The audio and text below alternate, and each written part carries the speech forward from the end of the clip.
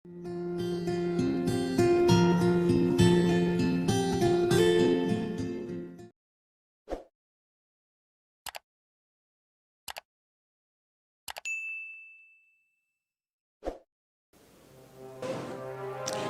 and gentlemen, Assalamualaikum.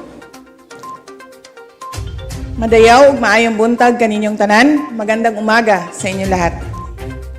Let me first acknowledge the men and women of the Department of Education behind this significant event today. An event that we must admit is causing both excitement and a little bit of uneasiness or anxiety to some of our teachers, some parents, and maybe to some of our learners. Excitement because Brigada Eskwela activities all over the country always highlight the communal efforts of all education stakeholders to prepare our school for our learners. We would see parents who are excited, willing and happy to extend any help they could to ensure that our schools are ready to receive our learners from day one of the opening of classes and onwards to the school year. The collaboration between the parents, the teachers, local governments, and the entire community on Brigada Eskwela opens deeper and meaningful collaborations even until after the school year closes. Uneasiness or anxiety because of the peculiarity of our time now. We continue to face the threats of the COVID-19 pandemic along with many other unexpected challenges that hamper our daily progress for our learners. Monkeypox, baha, bagyo, earthquake, all of that will come. What is important is that we have the determination to succeed in our mission. We are all set to open our schools all over the country 22 days from now.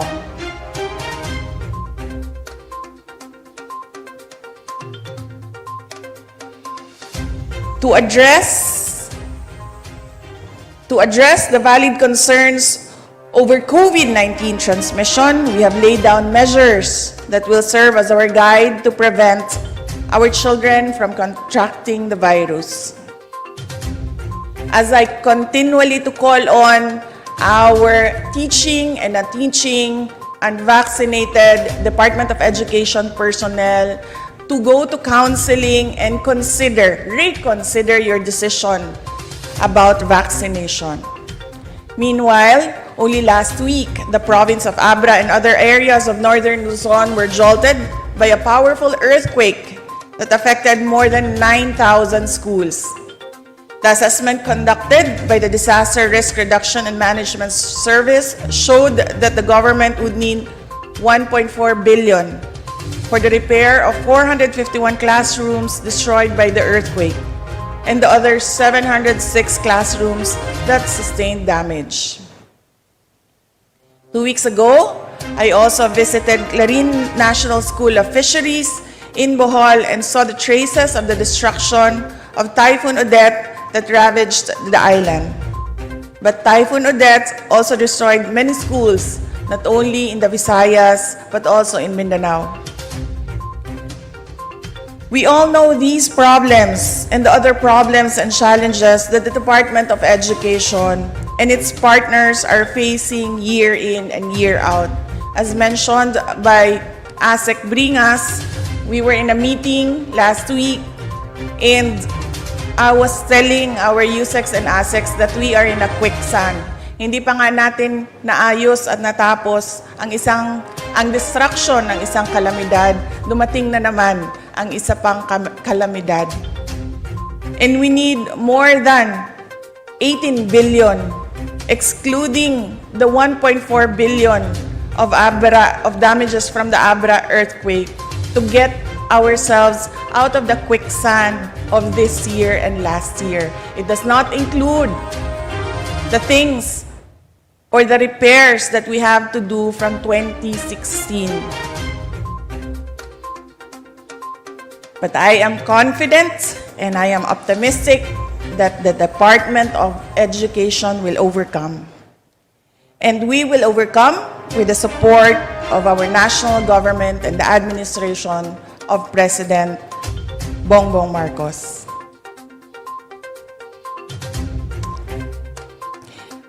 What DepED Calabarzon did is an example of how we will be determined and resilient in the face of adversity.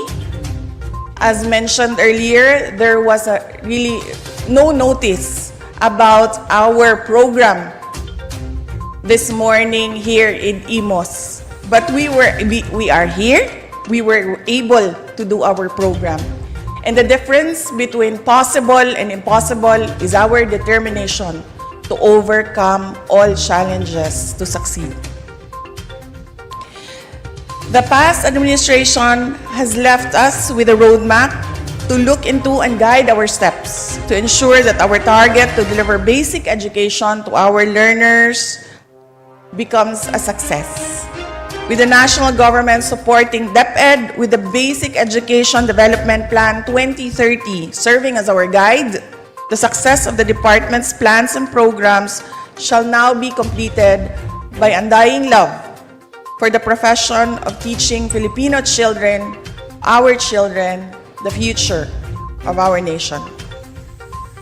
That we are gathering here today to pilot Brigada Eskwela all over the country with your presence here. It is truly inspiring, and I hope that the energy that you are showing today will create waves and waves of the same energy and will reach even the farthest public school in the Philippines.